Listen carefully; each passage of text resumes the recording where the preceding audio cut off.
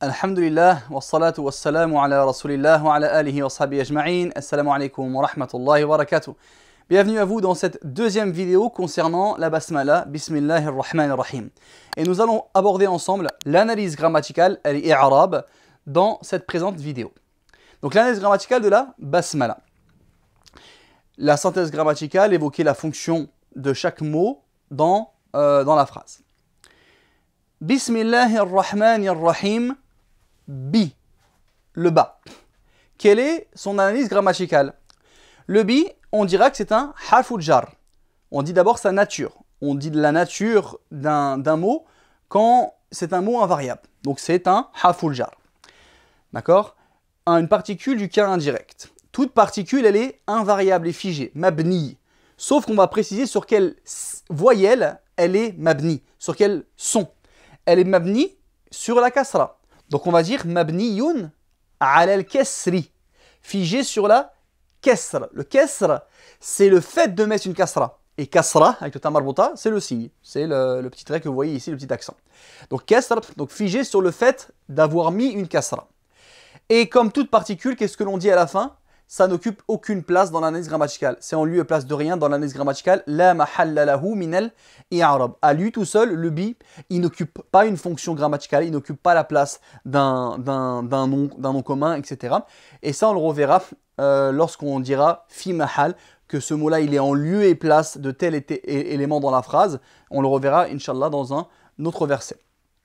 Donc en tout cas, dès qu'on voit une particule, dès qu'on va voir un fi'l madin, un verbe au passé, dès qu'on va voir un verbe à l'impératif, la base, c'est que l'on va dire à chaque fois, à la fin de leur analyse grammaticale, la mahalla lahu min al-i'rab.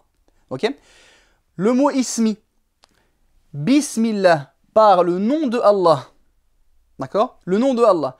Donc le mot ismi, il vient après un harful jar. Tout mot qui vient après un harful jar, on dira que c'est un ismun majrurun, un nom, cas grammatical au cas indirect, majrurun, et en troisième position, on évoque la cause. Pourquoi? Qui a fait ça? Qui l'a mis au cas indirect? Qui a causé cela? Le fait d'être précédé par le B, par le ba. Bilba'i, un mot au cas indirect, bilba'i, à cause du bi qui a précédé. Et quel est le signe pour le mot isme qu'il est au cas indirect? C'est quoi son signe, sa marque grammaticale, son signe de déclinaison grammaticale? Et le signe de son cas indirect, c'est la kasra apparente, visible, prononcée, que vous voyez ici. Il y a d'autres signes pour le cas indirect, mais on le verra dans d'autres versets, Inch'Allah. Et maintenant, on va évoquer à la fin les fonctions secondaires pour le mot, s'il en a. Et là, il en a une, parce que c'est un mot au cas indirect à cause de bi. Mais comme on dit par le nom de Allah, il est premier terme d'une annexion, d'une idafa. Donc on va dire wa huwa mudafun. Et il est premier terme d'annexion. C'est-à-dire qu'il va être annexé à un autre mot. Wa huwa mudaf, le nom de Allah. Et on remarque le fait que ce soit un mudaf par le fait qu'il n'a pas d'article et pas de tanwin. Notamment. Ensuite, le mot Allah, lafzul jalala. On avait déjà vu que lorsqu'on parle d'Allah, dans l'analyse grammaticale, on ne dit pas Allah est fa'il et sujet, Allah est maf'ul bihi, COD ou autre. On dit le nom de majesté est telle et telle chose. Donc on va dire que Allah ici, sa fonction grammaticale, c'est que c'est le deuxième terme de l'annexion. Le mudafun ilay, c'est sa fonction grammaticale. Mudafun ilay. Ensuite, quelle est sa déclinaison grammaticale? Tout mudaf ilay est majrurun, est au cas indirect. Pourquoi il est au cas indirect? Parce que c'est l'annexion, c'est le système de l'annexion. Bil idafati. Dès qu'on dit mudaf ilay majrur, toujours on rajoute bil idafati, par l'annexion, à cause de l'annexion. C'est le système de l'annexion qui fait que ce mot-là, il est au cas indirect majrur. Ok, tu m'as dit la fonction, tu m'as dit la déclinaison grammaticale, tu m'as dit pourquoi, la cause. Maintenant, dis-moi le signe de ce cas grammatical. Quel est le signe qui est le mot, il est au cas indirect, il est majrur? Eh bien, on va dire wa alamatu jarrihi, et le signe de son cas indirect, el kasratu zahiratu. C'est la kasra apparente, ici que l'on voit. Certains ils disent ala akhirihi, à la fin du mot, peu importe. El kasratu zahira, c'est bon. Maintenant, on va se demander, est-ce qu'on peut rajouter une information complémentaire sur le mot Allah dans cette phrase-là? Oui. Par le nom d'Allah, le tout miséricordieux, le très miséricordieux. On voit que le mot Allah, il est qualifié d'un épithète, qualifié d'un mot. D'accord? Le mot Ar-Rahman, le tout miséricordieux. Et ici, quand un mot il est qualifié par un autre mot, par un adjectif épithète, on dit qu'il est man'outun. Donc ici, on va pouvoir dire en fonction secondaire que le mot Allah, il est man'outun. Il est qualifié. Mais comme Ar-Rahman, ça désigne spécifiquement Allah, on parle de la même personne, eh bien on peut appeler ça également, le mot Ar-Rahman, un badel, un substitutif. Ça veut dire qu'on aurait pu les intervertir dans le sens. Si je dis Bismillah par le nom d'Allah, et si je vous dis Bismir Rahman par le nom du tout miséricordieux, on est d'accord, ça renvoie à la même personne. Et donc quand ça renvoie à la même personne, eh bien, on appelle ça El Badel El Kul Min El Kul dans la langue arabe, eh bien, le mot duquel qui peut être substitué à un autre, celui-ci, donc le mot Allah, on appelle ça un Mubdalun Minhu. Wa huwa Mubdalun Minhu. Pourquoi? Parce que le mot Rahman, on aurait pu l'interchanger, le mettre à sa place. C'est un substitutif. Bismillahir-Rahmani. Donc le mot Rahman, comme cette caractéristique, elle désigne que Allah, eh bien on aurait pu les intervertir. Comme si je vous dis, je connais ton frère Mohammed. Ton frère s'appelle Mohammed. Je connais ton frère Mohammed. Ça revient à dire, je connais Mohammed, ton frère. On parle de la même personne. Donc dans la langue arabe, le mot frère et le mot Mohammed, ils auront la même déclinaison grammaticale. Car l'un peut se substituer à l'autre. A'arifu akhaka Muhammadan. D'accord? Par exemple. Donc ici, pour le mot Allah, comme il est, selon une analyse grammaticale, il est qualifié du mot tout miséricordieux, donc on dira il est man'out, il est qualifié, ou maousouf, et selon une autre analyse grammaticale, on dira qu'il a un badal, il a un substitutif. Donc, on dira un mot qui porte un substitutif, on dira qu'il est mubdalun minhu. On est substitué de lui littéralement. Wa huwa mubdalun minhu. Donc ça, c'est une divergence dans l'analyse grammaticale, et c'est pas grand-chose, et au final, ça va revenir, Inch'Allah, au même dans le sens. Wa huwa mubdalun minhu ou bien man'utun. Les deux analyses grammaticales sont correctes et valables. Ensuite, Ar-Rahman, du coup, soit selon une analyse grammaticale, c'est l'adjectif épithète du mot Allah, donc c'est un art, soit selon une autre analyse grammaticale, c'est le substitutif, parce qu'on aurait pu le remplacer. D'accord? Ça désigne la même personne. Eh bien, soit on dit que lui c'est un art, adjectif épithète, soit on dit que c'est un substitutif, un permutatif, un badel. Donc, Ar-Rahman, badalun, min, un badel du mot Allah, ou bien un art du mot Allah, comme on l'a dit tout à l'heure. Auquel cas il est majrourun, il est au cas indirect. C'est la déclinaison grammaticale, il est majrour. Est-ce que tout nart, est-ce que tout badel est au cas indirect? Non. Les deux, ce sont des suiveurs grammaticaux. Ça veut dire qu'ils vont prendre la même déclinaison grammaticale du mot auquel ils se rapportent. Comme le mot Rahman, il se rapporte au mot Allah. Tout à l'heure, on a dit que le mot Allah, il était au cas indirect majrour. Eh bien, Rahman, il va être au cas indirect majrour. Donc, par la suivi grammaticale, bit taba'iyyati. Si le mot Allah, il avait été marfou' au cas sujet, il aurait été marfou'. S'il avait été mansoub, il aurait été mansoub, et ainsi de suite. Donc, badalun, ou bien na'tun, majrurun, au cas indirect, bit taba'iyyati. À chaque fois qu'on va dire badal, à chaque fois qu'on va dire na't, à chaque fois qu'on va dire coordonné, ma'touf, etc., on dira bit taba'iyyati. Il est au tel cas grammatical, cas indirect, cas sujet, marfou', mansoub au cas direct, peu importe, bit taba'iyyati, parce qu'il suit. Par la suivi grammaticale. Il suit le mot auquel il se rapporte. Bit taba'iyyati, très bien. Mais quel est le signe maintenant qu'il est au cas indirect? Quelle est la marque du cas indirect? Wa alamatu jarrihi, et le signe de son cas indirect, el kasratu zahiratu, la kasra apparente, visible, prononcée, ala akhirihi, qu'il y a à la fin de ce mot-là. Ok? Ar-Rahman.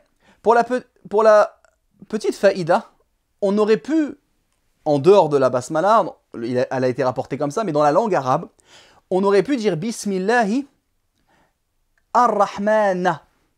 Bismillahi ar-Rahmana. Et on dit qu'il va être mansoub ala al-madh. Il est mansoub ala al-madh, ce qu'on appelle al-qat'a dans la langue arabe.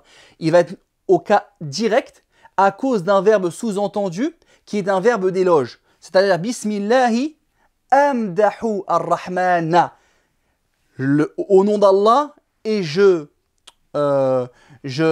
fais l'éloge, Je vante les mérites de Ar-Rahman. Il aurait été COD d'un verbe sous-entendu pour donc le mettre en évidence. Et ce verbe sous-entendu, c'est un verbe d'éloge, el-Madh. Donc on aurait pu mettre ça. D'accord? On aurait même pu mettre une fatha. Mais comme ça a été rapporté ainsi et que en tant que badel ou naht du mot Allah, on laisse aucun indirect. Mais c'est juste pour vous sachiez que dans la langue arabe, il y a plusieurs déclinaisons possibles. Ar-Rahimi, eh bien Ar-Rahim, c'est exactement ce qu'on a dit que pour de Ar-Rahman. Ar-Rahim, le très miséricordieux, ça peut être un badel du mot Allah. Si je vous dis Bismir Rahim, au nom du très miséricordieux, vous savez qu'on parle d'Allah. D'accord?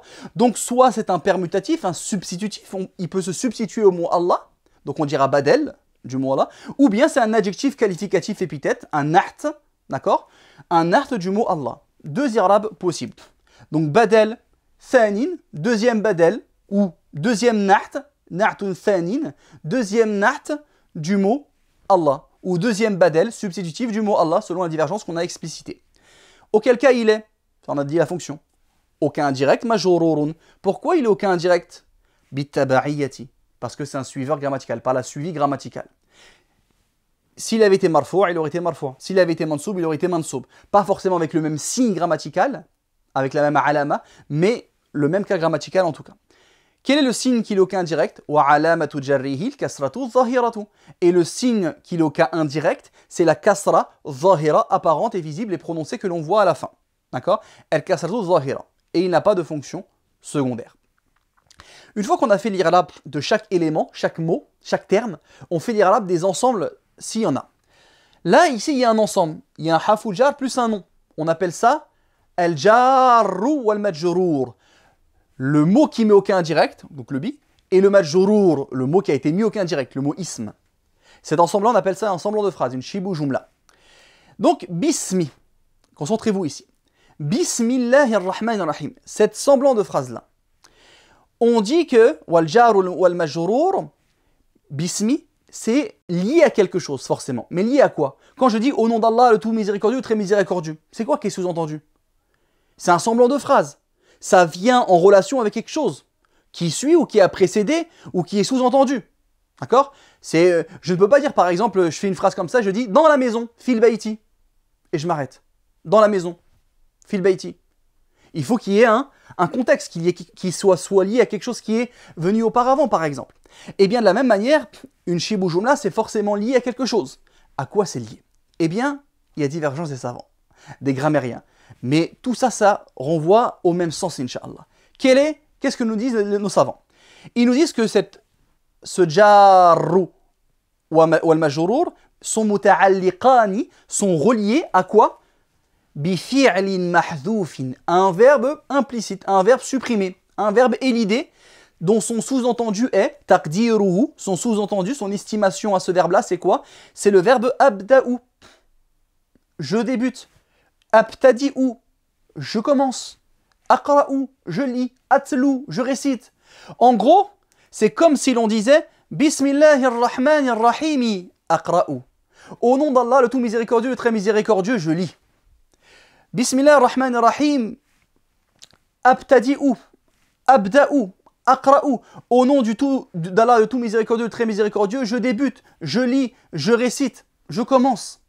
Et le fait que la shibu jumla, que cet ensemble-là que vous voyez en bleu, est venu avant le verbe sous-entendu, ça indique être tarsis, la spécification. C'est-à-dire que c'est que par l'aide du nom d'Allah, le tout miséricordieux, le très miséricordieux, que je lis. Donc le fait de mettre un complément, que ce soit un complément d'objet indirect ou un complément d'objet direct, une shibu jumla par exemple, comme ici, avant le verbe, ça indique la spécification. D'accord? Ça indique la spécification et tarsis. Donc, Bismillahirrahmanirrahim, c'est par Allah spécifiquement et par le nom d'Allah et le tout miséricordieux, très miséricordieux que je commence ma lecture du Coran par exemple, que je lis, que je récite, peu importe ce que l'on va faire après. Donc le verbe qui est sous-entendu en vérité, il dépend de la situation. Là, comme on va réciter le Coran, c'est je abda'u qira'ati, je commence ma récitation, ou aqra'u, je lis. D'accord?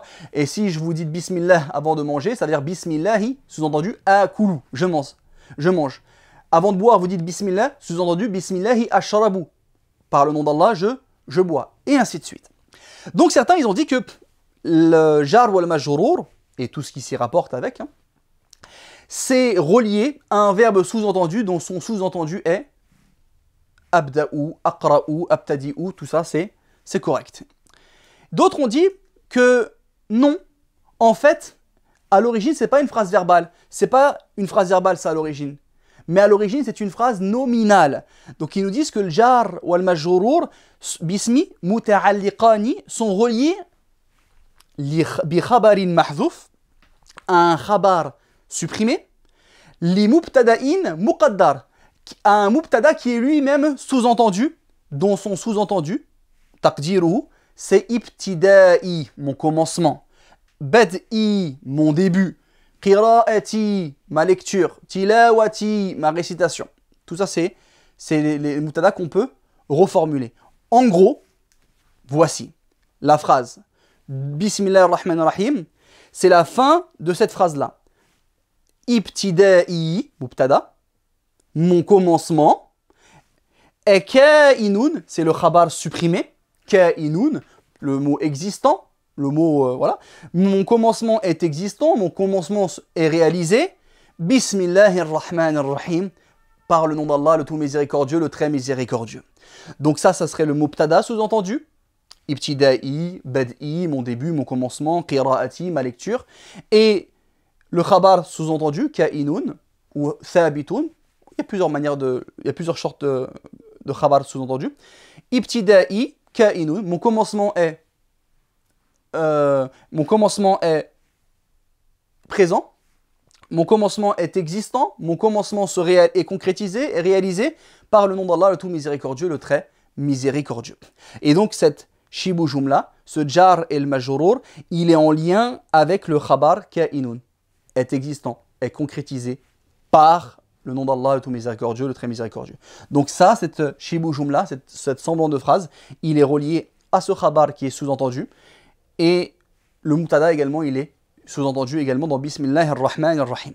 Donc, on va dire également, maintenant l'ensemble, Bismillahirrahmanirrahim, cet ensemble-là, on a dit c'était soit une phrase verbale, avec le verbe abda'u sous-entendu, je commence, aqra'u, je lis, soit c'était une phrase nominale, avec le mot ibtida'i, le mubtada qui était sous-entendu. Donc, on va dire que cette phrase-là, cette phrase la jumla de la basmala, la phrase de la basmala, de Bismillah ar-Rahman ar-Rahim, fi'liyatan kanat am ismiya, qu'elle soit verbale, selon ce qu'on sous-entend, ou nominale, selon ce qu'on a évoqué juste avant, eh bien cette phrase-là, elle est ibtida'iyya. C'est une phrase qui commence un propos, parce qu'il n'y a rien avant. Elle est reliée à rien dans le sens avec quelque chose qui est venu avant. Parce qu'on commence le propos par cela. Elle est ibtida'iyya. Et toute phrase ibtida'iyya, de commencement, de début d'un propos, la mahalla laha min al-i'rab. Elle n'occupe aucune place dans l'analyse grammaticale. Elle n'occupe pas la place du cas sujet, du cas direct ou du cas indirect. Donc ça c'est pour la phrase. Donc en gros, Bismillahirrahmanirrahim aqra'u, cette phrase-là, cette phrase verbale, elle est ibtida'iyya, elle débute un propos, la mahalla laha min al-i'rab. Elle n'occupe pas de place dans l'analyse grammaticale. Elle n'occupe la place d'aucun élément dans l'analyse grammaticale. Et si je sous-entendais ibtida'i ka'inun bismillahirrahmanirrahim, mon commencement est existant, est réalisé par le nom d'Allah, le tout miséricordieux, le très miséricordieux, ça c'est une phrase nominale, et bien on dira que cette jumla ismiya là, elle est aussi ibtida'iyya, parce que j'ai commencé mon propos avec, et elle est aussi en lieu et place de rien dans l'analyse grammaticale, la mahala laha min al-i'rab. Voilà tout ce que vous devez savoir sur la basmala. Barakallahu fikum. Révisez bien, Inch'Allah, car ce sont des choses qui vont être très profitables pour votre compréhension du Coran. Et je vous donne rendez-vous pour une troisième vidéo concernant l'explication et les leçons que l'on peut avoir et les mérites que l'on peut trouver de la basmala, Inch'Allah. À bientôt pour une prochaine vidéo. Wa sallallahu ala nabina Muhammadin wa ala alihi wa sahbihi ajma'in. Wa akhiru da'wana anil hamdulillahi rabbil alamin.